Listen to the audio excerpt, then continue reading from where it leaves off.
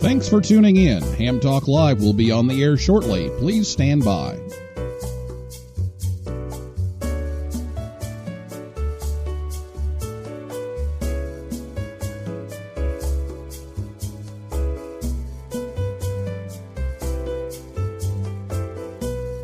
Thanks for tuning in. Ham Talk Live will be on the air shortly. Please stand by.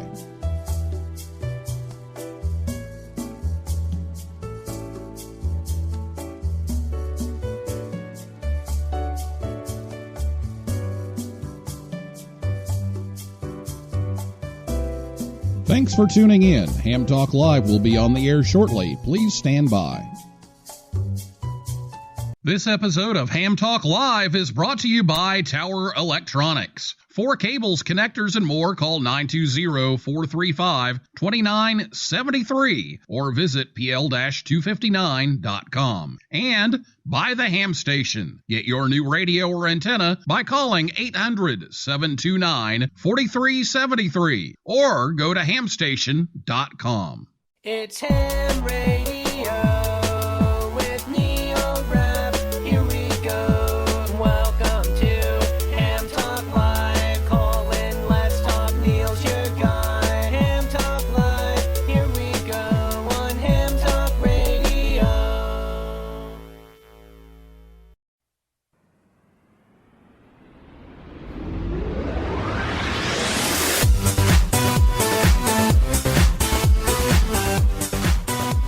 Good evening, everyone. It's time for another episode of Ham Talk Live. It's episode number 55.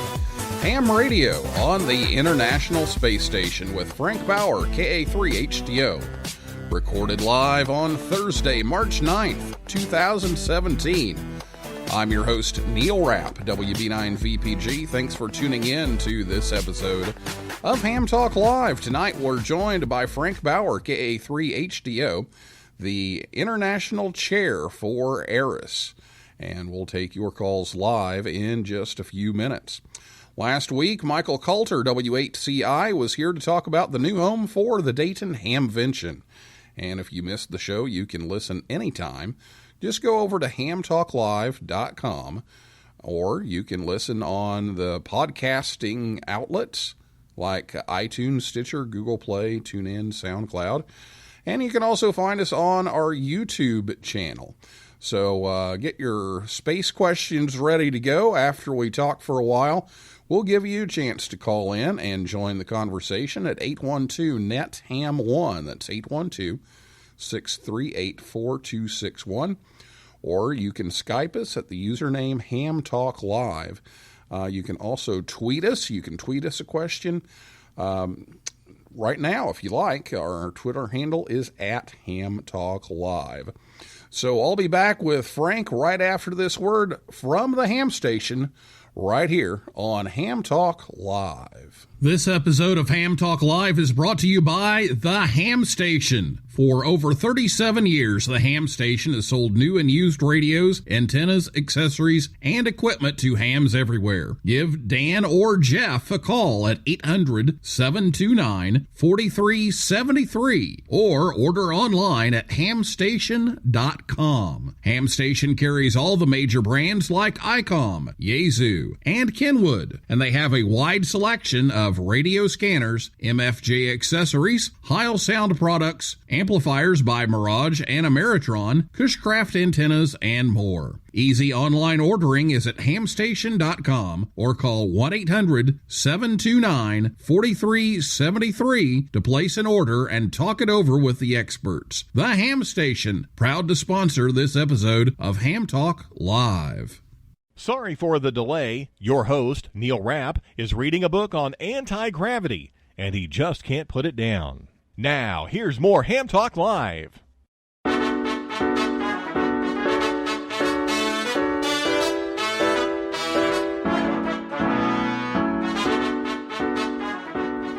Welcome back to Ham Talk Live. The Ham Station has you covered. For both new and used equipment, give Dan or Jeff a call at 800-729-4373 or go to hamstation.com. And be sure to tell them You heard it right here on Ham Talk Live. We're on the air every Thursday night at 9 p.m. Eastern Time, right here at hamtalklive.com. And if you missed the show, you can listen to the archive on our website or download it from most popular podcasting websites. Frank Bauer, KA3HDO, has been licensed since 1974. And in 1983, in preparation for the first ever ham radio operation from space, he was responsible for setting up and operating the worldwide retransmission of the Space Shuttle air-to-ground communications from the Goddard Amateur Radio Club station WA3NAN. The initiative provided a critical conduit of information to hams attempting to contact astronaut hams before the internet came along. And Frank now serves as the Amateur Radio on the International Space Station International Chairman. He has a bachelor's and master's degree in aeronautics and astronautics from Purdue University, and his career in aerospace spans 4 decades within NASA and in private industry. And he was just named the 2017 Dayton Hamvention Amateur of the Year. So congratulations on that, Frank. We're going to try to talk about that on a show coming up in May, actually, with all the award winners, and thanks to Skype. I didn't get to tell you about that before we went to the air, but congratulations and thanks for coming on the show tonight. Thank you very much, Neil, and I'm pleased to be part of Ham Talk Live. Well, I'm glad we were finally able to work it out, and we had an opening tonight, and we kind of threw this together at the last second, so I'm thankful for that, and thankful for you giving up some time to share with us tonight about what's going on up at the International Space Station. So over on Newsline, I've done some stories with you and with Rosalie, K1STO, about some of the updates that are coming along, and one of the last ones was about the new JVC Kenwood TM D710 that's been donated and is going to go up to the space station. And then all of a sudden we hear, oh, wait a second, the Ericsson's back. So I've seen a lot of people kind of saying, wait a minute, I thought we were replacing the Ericsson with mobile and replacing the old handheld. But then all of a sudden the SpaceX rocket shows up the other day with a replacement Ericsson. So can you fill everybody in just on what's happening with all of the equipment that's on board the International Space Station and being planned for the space station, and how the process is proceeding to get that new mobile rig up there? Sure thing, Neil. Yeah, a lot of things are happening. Space station is a very dynamic environment. There's a lot of research going on, and I've got to thank the ISS crew members for the time that they are giving to the ARIS program, because, frankly, the research is getting more and more every year, and they're getting busier and busier, and yet they continue to support us. So that's great. So on to your question relative to the JVC, or relative to the Ericsson radio. So when the Ericsson VHF handheld failed, there was a lot of dialogue as to whether we should expend the time to have it replaced and how much effort it was going to take to make that happen, or whether that would divert time from our development of the new interoperable, what we call the interoperable radio system, which is the Kenwood TM, the JVC Kenwood TM D710, coupled with the interoperable or multi-voltage power supply that we're developing. So as it turns out, let me just say that we have a D710 in the Russian side in the service module, and we have the systems in the Columbus module, and the primary system that does packet is in the Columbus module. So our first order of business was to get something back on the air in the Columbus module, and we still had the 70 centimeter radio. So that got installed. In the meantime, we learned from NASA that it wasn't going to take very much effort to basically go through the recertification process. And we ran some tests with the Ericsson VHF radio and got it. Actually, I was kind of astounded. We got it on SpaceX 10 and got it up there as quickly as we did. The thing we wanted to do is, in the interim, utilize VHF in Columbus module, because the two things. One is, if we use the VHF system in the Russian segment, then the crew members have to float all the way over to the other side of space station, which is 100 yards basically, to use that radio, and then come all the way back again, which impacts their ability to do research. And so the other part was that the schools aren't very comfortable in operating on 70 centimeters with the increased Doppler. So we just thought that if we can get this up there in the interim, which we did, and get it on SpaceX 10, which we did, that it would provide that interim operation so that the crew members would be served better and the schools would be served better. So now let me jump in there just for a second, because I've gone through this once, and so I understand, but some of our listeners may not understand what that Doppler shift means when it comes time to make a contact. So what's happening is you're actually having to change the operating frequency continually while you're in the middle of the contact. That is correct. And the amount of Doppler shift for 2 meters is a lot less than it is for 70 centimeters. It's basically 3 times more on 70 centimeters. So, and between that and between the fact that, and there's a number of other factors, of course, 70 centimeters is a weaker signal from space. And so all of that kind of came together, and the schools not being prepared to do, especially the ones that were coming up, they weren't prepared to do a 70 centimeter contact. They'd been preparing for a 2 meter contact. So we just kind of felt that was the right thing to do. We had a lot of, I will say this, we had in the background a lot of debate on that topic, but as it turned out, it was not a big deal to make it happen. I have to give Lou McFadden, W5DID, and Kenneth Ransom, N5VHO, a lot of credit for making that all happen behind the scenes.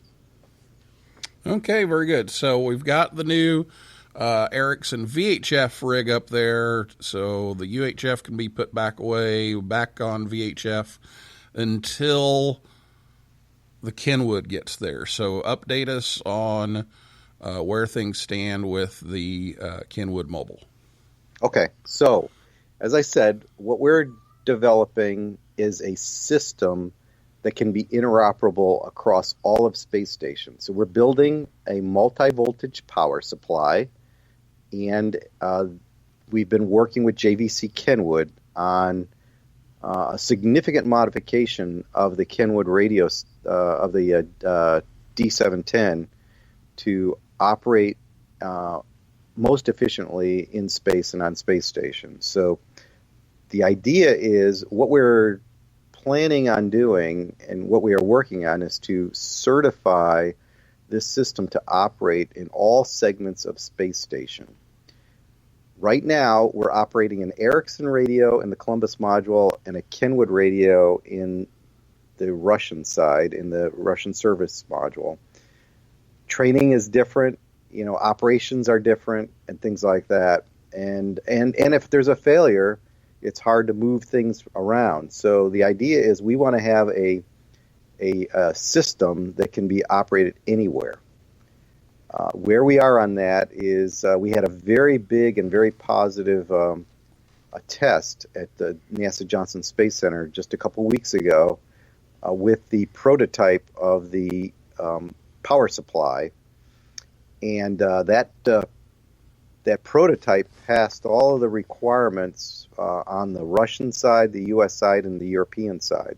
So from that perspective, what we have now is a system that we feel confident that we can start building, actually buying the parts and actually building the power supply. Once we have this power supply done, then we can operate. Then we can, and we have it certified. Then we can work towards flying it on space station.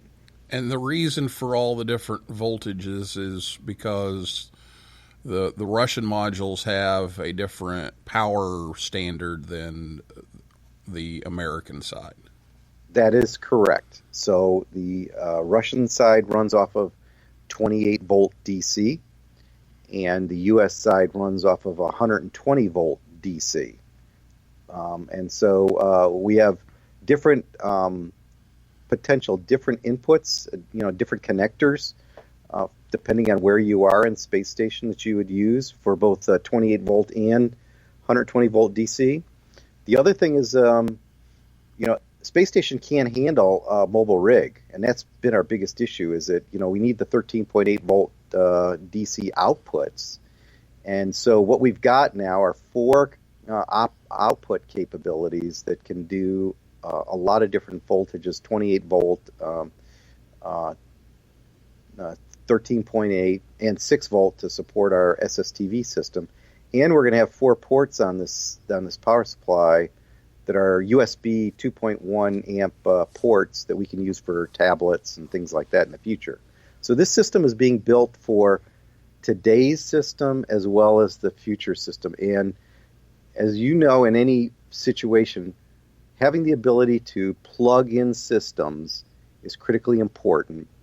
And as an example, our ham television system has gone up and down, shut off and turned back on, because another experiment is using the same plug, the same receptacle as we are, and we have to switch it out. So the idea of this power supply is to be able to focus all of the ham radio equipment into this power supply and not have this turn on, turn off situations that we have right now. Excellent information, and I think that gives people a perspective on the challenges of getting this done technically.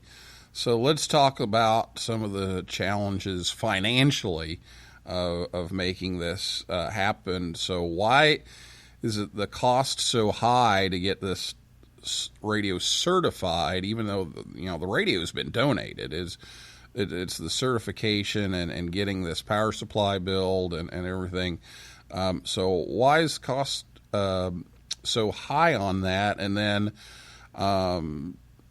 tell us how people can contribute to that cause to get that cost met so that we can get this thing up in the sky. Okay, sure. Yes, you're absolutely correct. Is that it is not cheap to fly equipment on a human spaceflight mission like space station. I get a lot of people asking me, "Well, we'll provide you the radio and just fly it," and it's like, no, we can't just take something up there. For starters, we need to make sure we have the right voltages, and that's why we're doing this multi-voltage power supply. But the other part is there are a lot of space station is the equivalent of a house, but it's on orbit, and there's a lot of safety requirements that need to be met.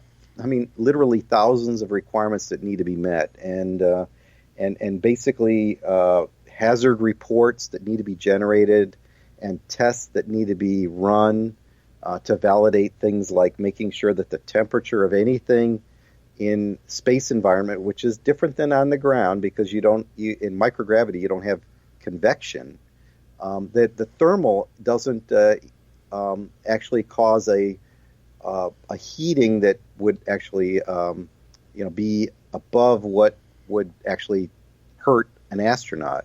And then there are other things like sharp edges and electromagnetic compatibility and off-gassing. Basically, if you took, some of your magic markers, if you will, you can smell those things. Well, some of those are off limits on space station, and some of the materials are off limits on space station, both from a flammability perspective as well as from an off-gassing perspective. So all of these things need to be factored in. And while we have experts like Lou, myself, Mark Steiner that have done this kind of stuff in the past, we need to have an expert in there to help us with the hazard reporting. And an expert in safety for human spaceflight missions is not a cheap activity.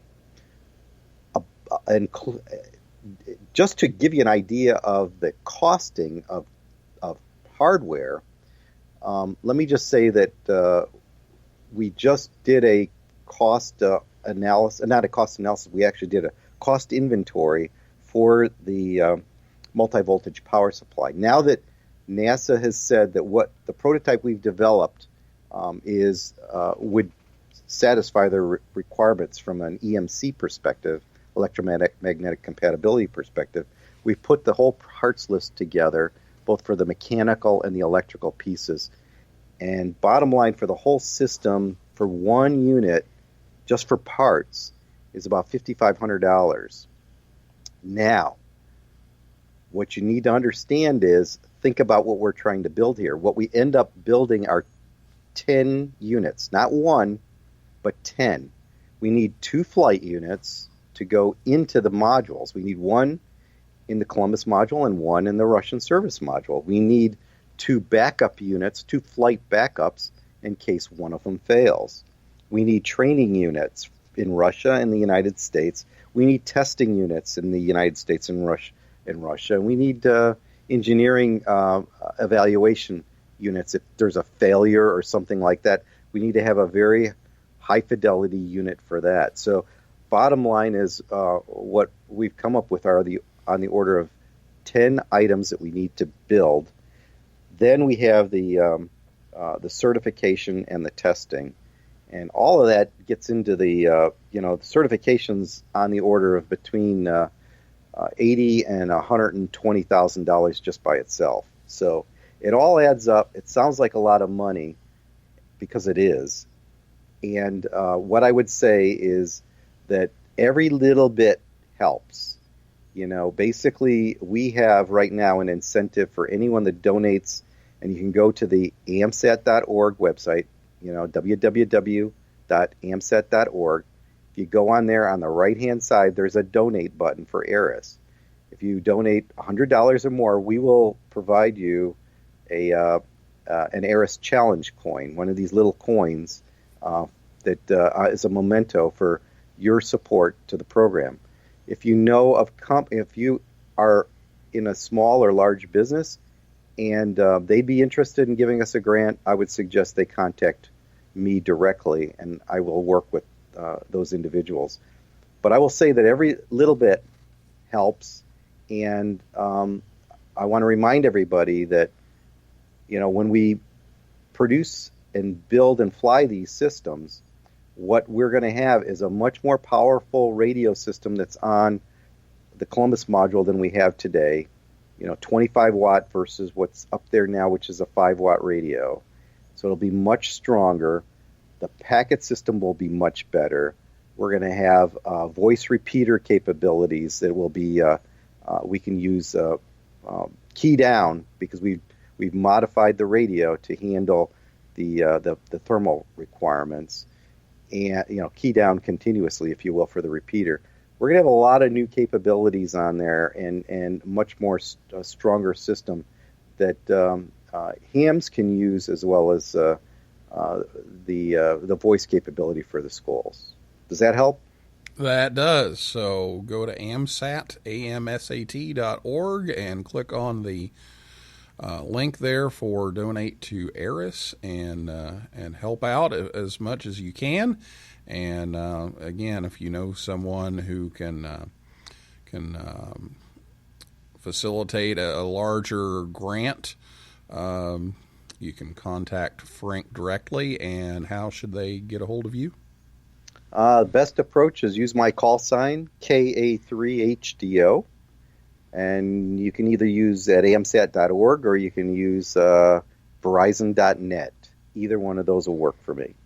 All right. Very good. There you have it, folks. That's how you can help get things improved and up and running on the International Space Station. And, the schools make those contacts, but people are making contacts with the space station all the time with the digital modes and an occasional contact or two. So, it benefits us all to do that. So, appreciate all that information, and we do need to stop and take a break here. So we're going to do that right now.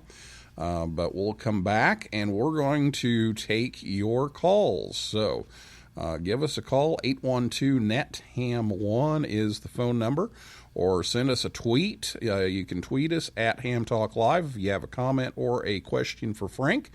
And we'll be back right after this word from Tower Electronics right here on Ham Talk Live. This episode of Ham Talk Live is brought to you in part by Tower Electronics. Tower Electronics has been the Ham's Dime store since 1978. When you need connectors, mobile and handheld antennas, cables, or adapters, visit Scott or Jill at a Hamfest near you. Or you can order online at pl-259.com or call 920-435-2973. Stock up on those supplies like PL259 and N connectors, SMA adapters, audio cables, soldering supplies, mobile antennas, and ham sticks. Their silver-plated N connectors are even used on the International Space Station. Tower Electronics carries MFJ, Comet, Daiwa, OPEC, Workman, and Ham Pro products. And don't miss their 0% off sale going on now. Tower Electronics, online at pl-259.com, proud to sponsor this episode of Ham Talk Live. Ham Talk Live with Neil Rapp. Join the conversation. Call us on voice with Skype at Ham Talk Live or give us a call at 812-NET-HAM1. That's 812-638-4261. Now, here's more Ham Talk Live. We'd like to thank Scott and Jill over at Tower Electronics for once again sponsoring Ham Talk Live tonight. They're at the Lowell, Michigan Ham Fest on Saturday, and March 18th they're in Toledo, Ohio. And you can call Scott or Jill at 920-435-2973 or visit them online, pl-259.com. Tell them you heard it on Ham Talk Live, and be sure to listen to Ham Talk Live every Thursday night, 9 p.m. Eastern Time, right here at hamtalklive.com. Also, check out our Facebook page and our Twitter feed. Just search for Ham Talk Live, and we're also now on Instagram. So it's time for your calls. If you have a question, call 812-NET-HAM1, 812-638-4261, or you can Skype your question. Our username is Ham Talk Live, and we have a couple of tweets, so we'll get to those in just a second. But first, Frank, you mentioned that you want to talk a little bit more about some things coming up on the financial horizon. Yeah, I just want to mention that coming around the date and time frame, we're going to be making some announcements of some additional opportunities for folks that do some bigger donations than $100. So realize that not everybody can afford that, but for those that might and really want to give to this cause and help amateur radio on Space Station, help the schools and help the ham radio community in general, that we'll have some special opportunities for folks, and we'll make those announcements as we get close to Dayton. All right, very good. Well, we've got a couple of tweets here so that we'll start off with, but if you want to give us a call, it's 812-NET-HAM1, 812-638-4261.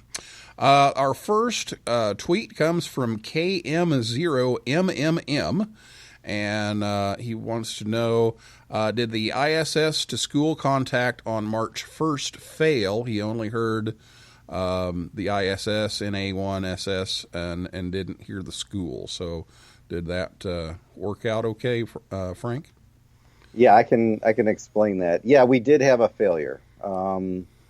We had basically, with all of these changes that are happening. Let me just say that we're operating in the Russian side right now with the Kenwood radio.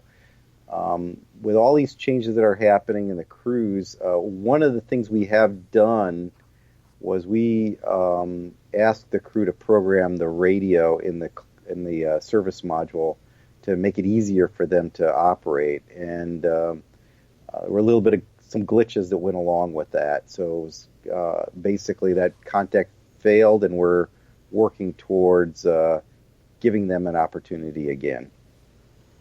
Okay, very good. And Eric into KOJ is going to call, but he lost his voice, so we'll get his tweets here. Eric wants to know, has there been one astronaut or cosmonaut who was more active with Eris than some of the others? Well, that's a very good question, and let me just say that just like everybody on Earth, each individual is different. There are, and even within hams, we know this. Even within the ham community, we have different interests. Some people do a lot of operating, some don't. Some like to get into experimentation, some don't. The same is true with the astronaut corps, astronaut and cosmonaut corps, if you will. Some are extremely excited about talking to hams on the ground. Examples of that are Mike Fink, Doug Wheelock, as many of you know those names. Bill MacArthur, going back in time, Owen Garriott, Ron Parise.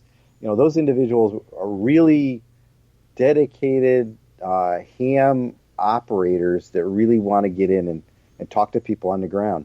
Some of them aren't and are just interested in school contacts, and then others don't even get their license. So it depends on the individual, and I'll say even some have gotten their license and will do things one space station tour duty, or it's called expedition, and the next opportunity they might not. Or, I'll use Mike Fink as an example. He got a good taste of it the first time, and he got a better taste of it the second time. In other words, he did more. I will also mention that, both Mike Fink and Doug Wheelock are going to be flying again in the future. And so we're looking forward to them flying again, and I'm sure it'll be... I got the opportunity when I was in Russia to talk to Doug Wheelock, and he's pretty excited about his next opportunity. Great. And Eric also wants to know about QSL cards. Are there QSL cards available for QSOs? Absolutely. If you go to the ARIS website, ariss.org, we do have a link there on how to get your QSL card. And you can get one for digital communication, slow scan television, a reception, or a two-way with the crew members. So you can do that. ARL is handling QSLs for some of the ARL folks volunteer to support that, but it's on the ARIS website. All right, very good. Thanks for answering those questions. And that's all that we have for right now. So lines are open. Give us a call, 812-NET-HAM1, 812-638-4261. If you have a question or comment about the ham operations on the International Space Station, Frank Bauer, KA3HDO, is with us tonight, the International Chair, and he's been flying all over the globe down here, and he's getting ready to take off again, so we're glad that he was able to squeeze in some time with us this evening. So let us know. 812-NET-HAM1 is the number. And Eric says thanks and congratulations on the award. So again, we're gonna talk about that a little bit more in May. But yeah, congratulations on getting the Dayton Hamvention Amateur of the Year. Thank you. I will say that I was shocked and humbled at the same time when Michael Coulter gave me the call and let me know. I'll say I'm still in shock and humbled. It still hasn't worn off, and it won't, I think, till way after Dayton. It is such an honor. I look at some of the individuals that have gotten it are extremely good friends that I've had over the years, and from the perspective of Rosalie White was one of them. KA3HDO, Roy Neal was one of them, the late Roy Neal, and there's just, and last year was Joe Taylor, a Nobel Prize winner. So I just to even be called and be told that I'm receiving this award is still. I'm wondering if I'm going to wake up and it will all be a big dream, Got to pinch yourself a couple times. Huh? Exactly. So. Well, that's great. You've put a lot of efforts into this, and we appreciate all that you've done, and very deserving of that award. So we're glad that that's happened. 812-NET-HAM1. If you want to talk to the award-winning Frank Bauer, KA3HDO, about the International Space Station, give us a call, or you can tweet us. We're at Ham Talk Live. So we have a few minutes remaining in the show, so give us a call or a tweet. While we're waiting on those to come in, want to talk a little bit about those school contacts. That those are made on a fairly regular schedule. How often are those taking place, and what kind of results have we seen from those contacts? That's a good question, Neil. We are doing about 60 to 80 schools a year. I think last year was 88, so we did a little bit more than 80 last year. And so that represents about 1 to 2 a week. Usually a number of weeks we'll do 2, and some weeks we'll just do 1, depending. Of course, orbits are what, the physics of orbits are what defines when we do these contacts. Every one of these contacts are outstanding, and it just, I will say that, I feel very privileged to be leading such a wonderful and dedicated team. The ARIS volunteers are amazing, and I will say that they get energized by going to one of these contacts, either mentoring or just witnessing one, because when you do that, you see the magic of amateur radio coming together with human space flight, with astronauts and the space programs, and it just is. It is magic, and the students are just touched so deeply. It's something that they never will forget.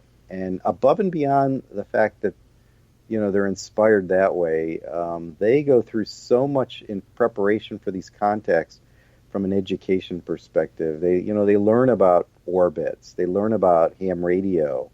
They learn about I was down in Houston a couple weeks ago for one of the contacts. And being a NASA person, both Kenneth Ransom and I did a Q&A session. Students were asking some pretty phenomenal questions about life on Mars, and what would happen if this event occurred, and what would the crew member do if there was some issue on Mars or on space station. So they learn a lot from this, and they come away with it with a much better appreciation for what it's like to work in a highly technical field in the space program, and gets a lot of them excited about working and science, technology, engineering, math, and radio careers, if you will. 812-NET-HAM1 is the phone number. We have time for one more question, so give us a question on the phone at 812-NET-HAM1 or on Twitter at HamTalkLive or Skype us at HamTalkLive.